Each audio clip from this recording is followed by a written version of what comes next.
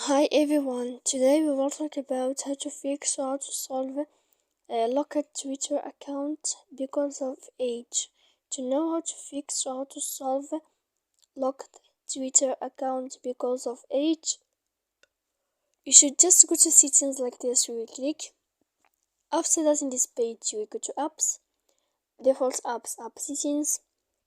When you will see this list, you will go down to find the application of Twitter and you will enter. Then in this page, you will go to click first stop. When you will end this, you will enter to storage. After that, in this page, you will click clear cache. Then you will go to click clear data. And after all that, you can update your application.